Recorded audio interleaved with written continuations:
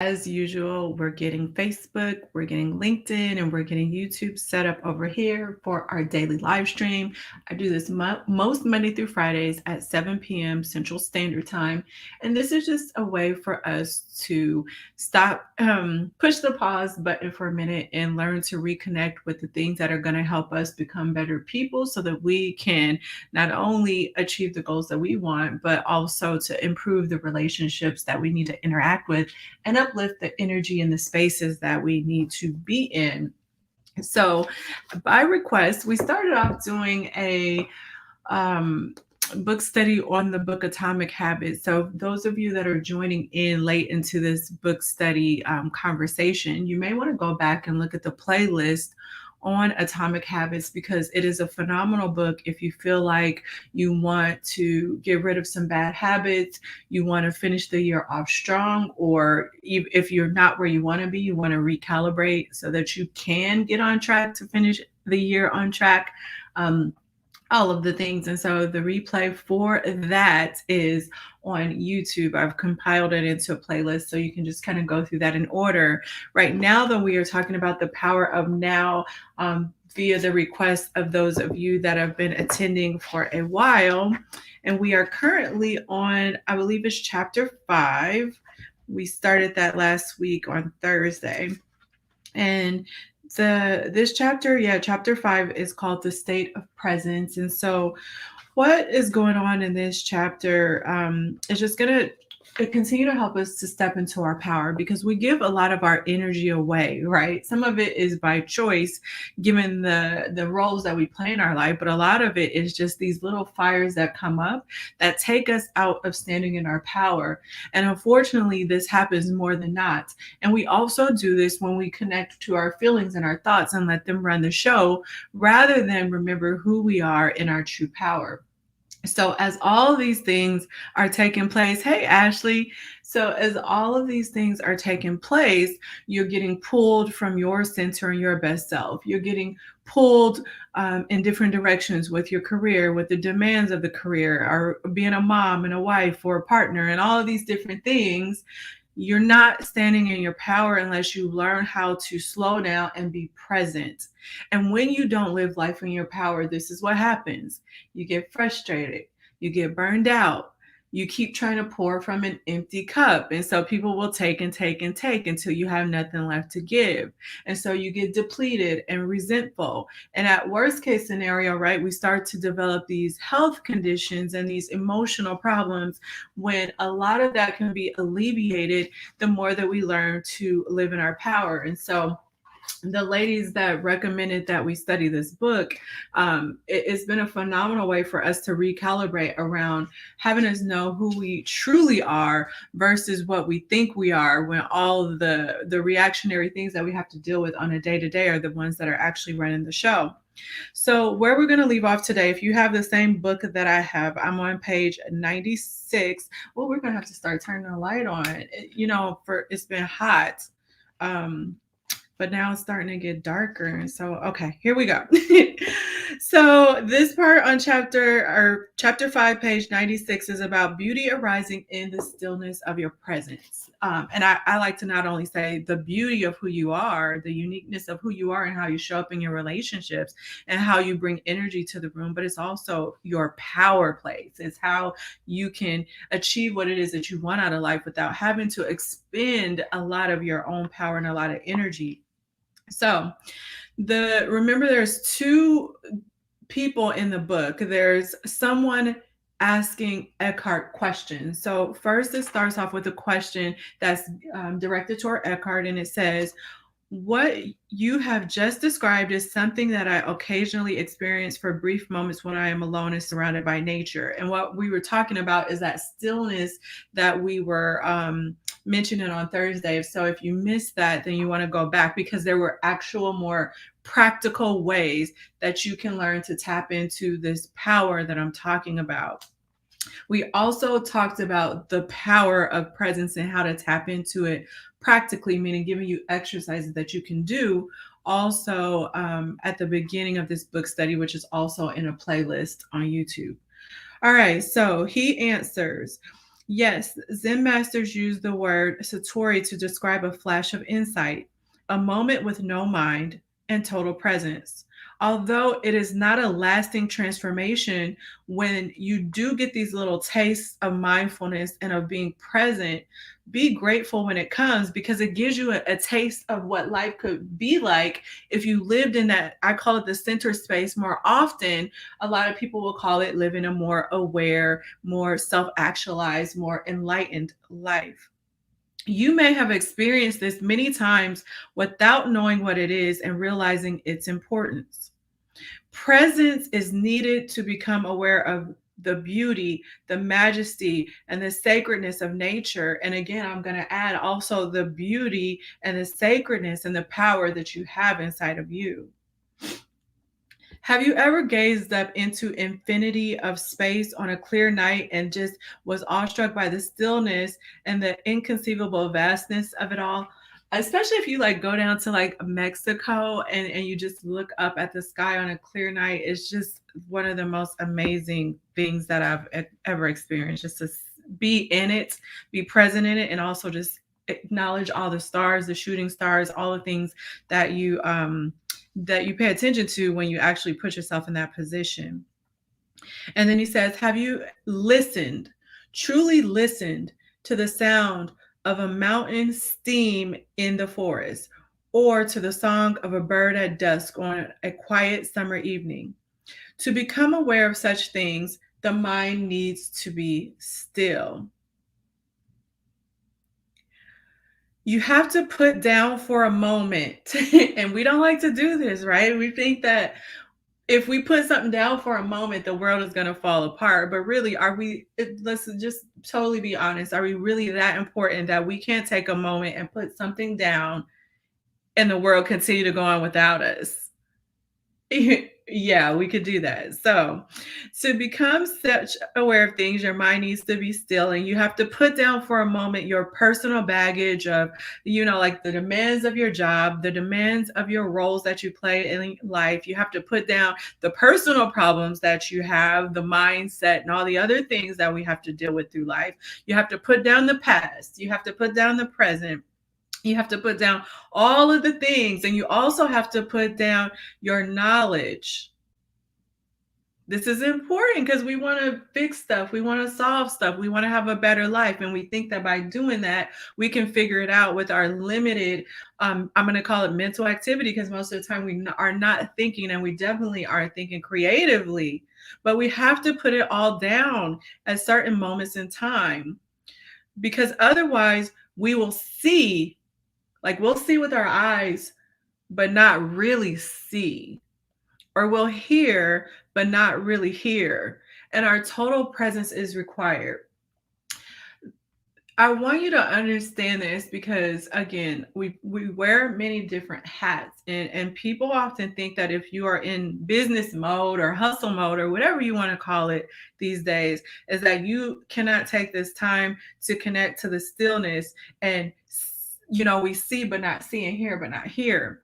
When you can slow down and you can approach your life, your career, personally and professionally from this centered space, what happens is there's much more information that you are able to gather when you can actually see instead of just looking with your eyes. That's what I'm going to call it. Or where you can actually hear instead of just taking sensory information through your ears, and the same with all the other senses. There is a lot of information that is available to you through this stillness that not only makes you more powerful because you are connected to your true being, but it makes you more powerful as a woman because you can tap into your intuition, or you can tap into the more subtle nuances of the energy that is around you, which will allow you to show up both professionally and personally better.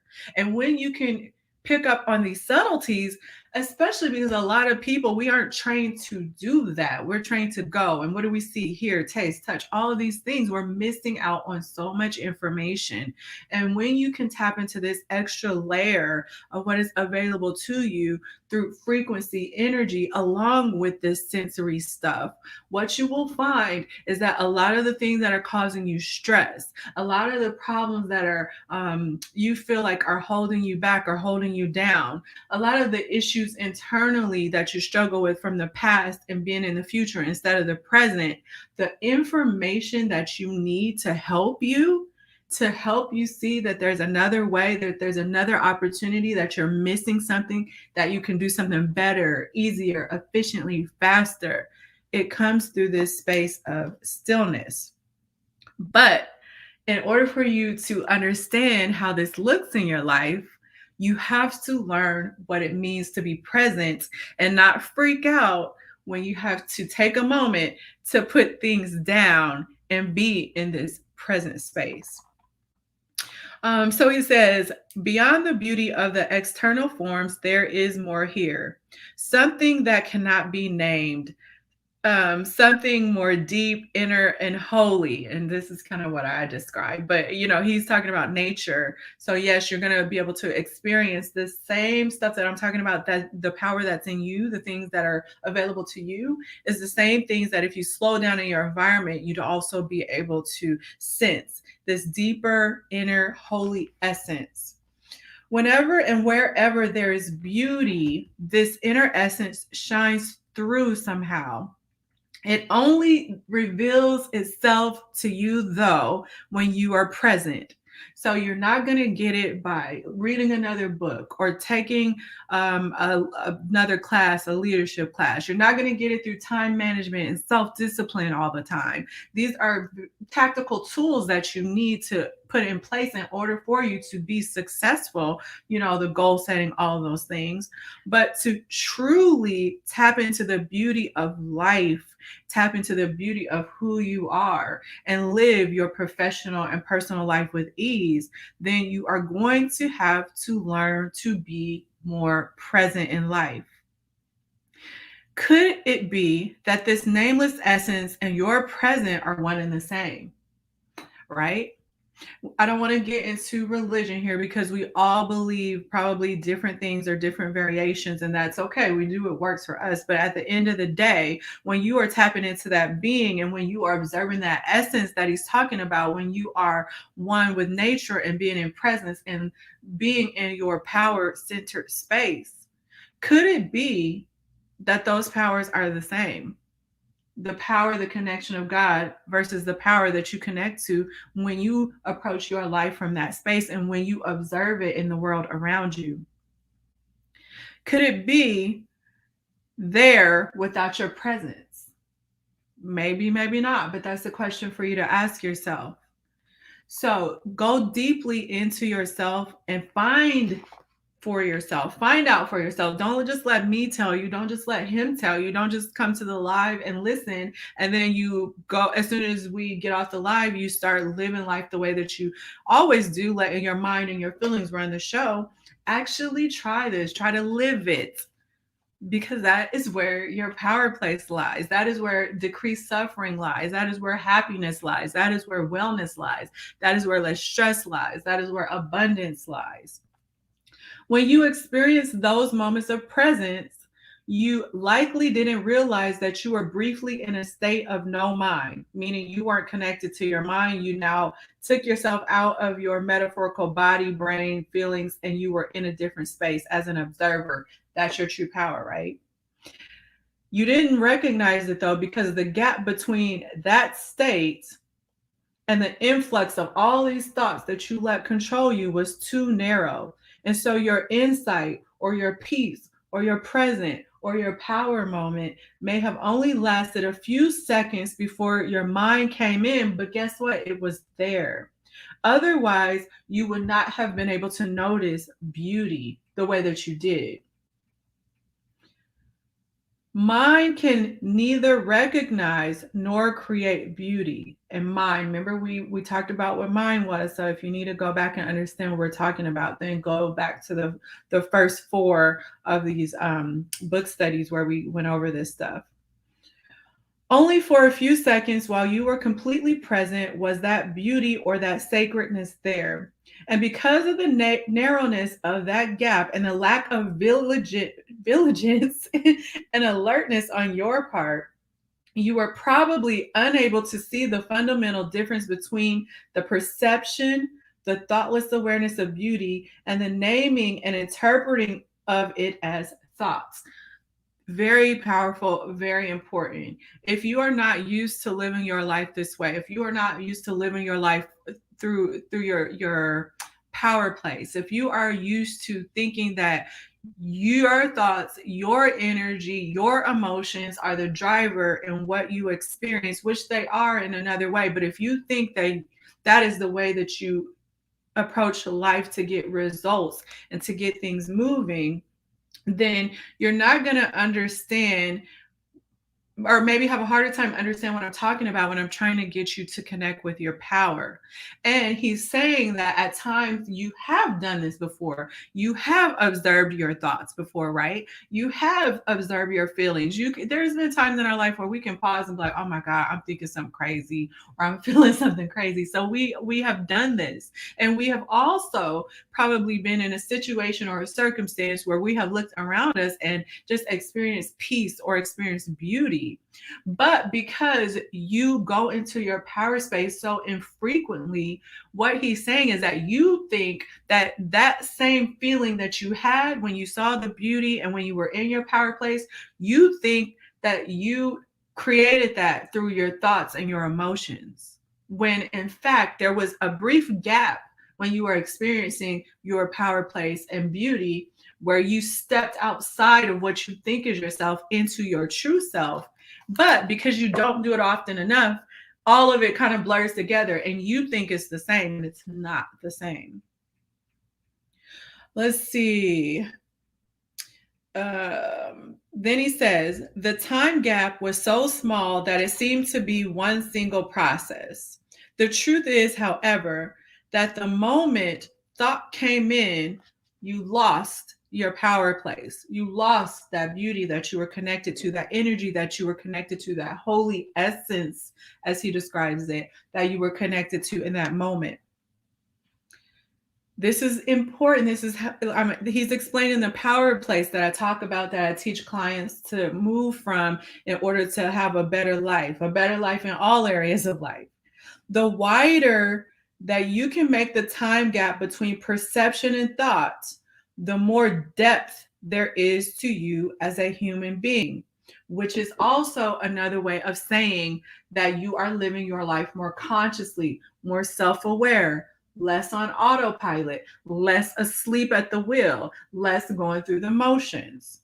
Many people are so imprisoned in their mind that the beauty of nature, and I'm going to say also, and the beauty of who you are, does not really exist for you.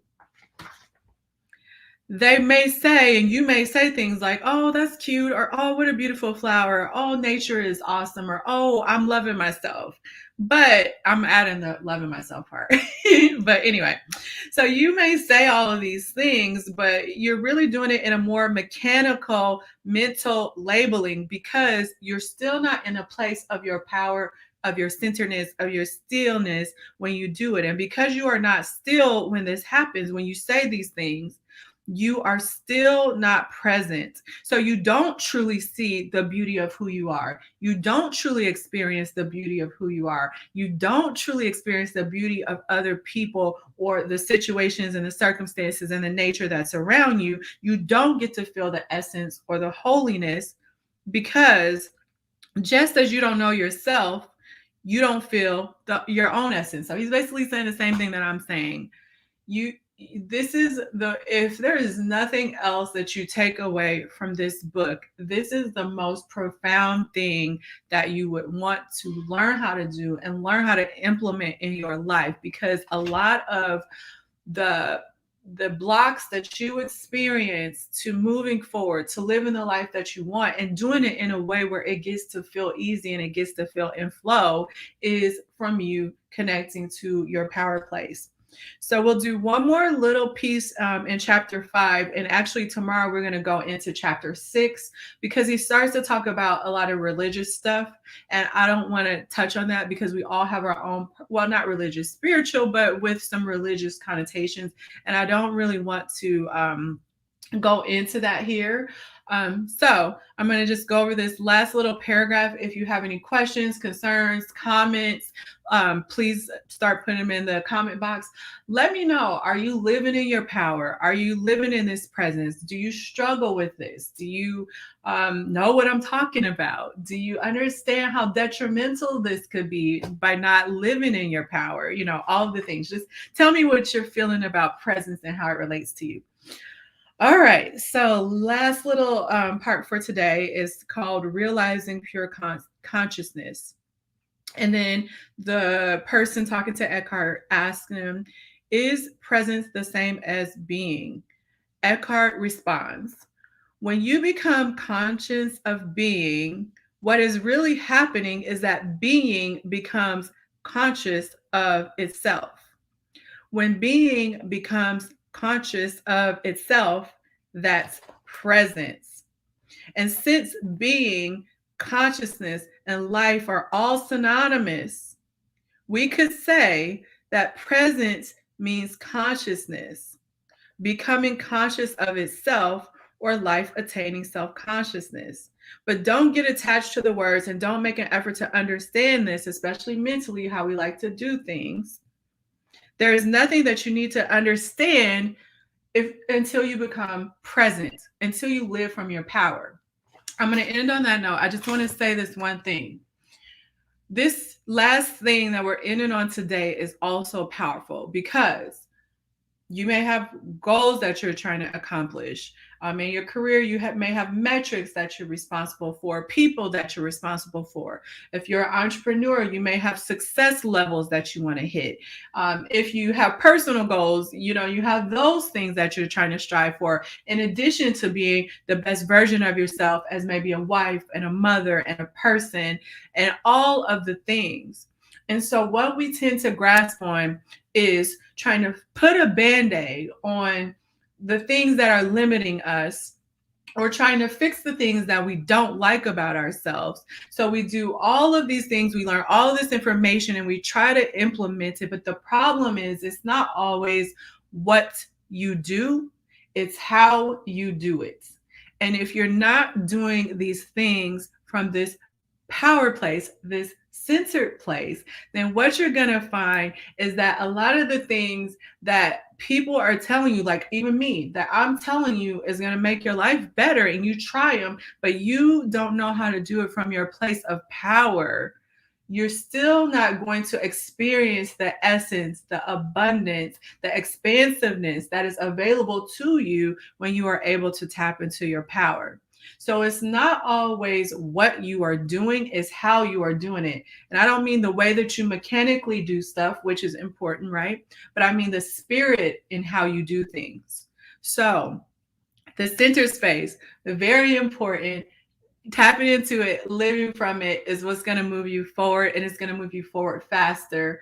If you want to know what it feels like to learn the tips and tricks and tools and lessons and activities to tap into this center space, because you maybe have been trying to live from your best self for a very long time, and the way that I'm mentioning these struggles, and the way that I'm mentioning how you only maybe experience for a brief moment and then you fall back into your old self, if this is a push and pull that you struggle with, a lot of times there's something deeper inside your subconscious that we've talked about in this book and in the previous book, Atomic Habits, that stops you from tapping into that power place. And so if you want some help with that, if you want my help with that, wherever you're watching this video, in the description box, there should be a link for you to sign up to book a free consultation with me, and we can talk about it and see if working together is a good fit to get you on track to stop wasting your time and stop wasting your energy and learn what it feels like to live life in its power. All right, ladies, I will see you tomorrow, same time, same place, chapter 6. Talk to you tomorrow. Bye.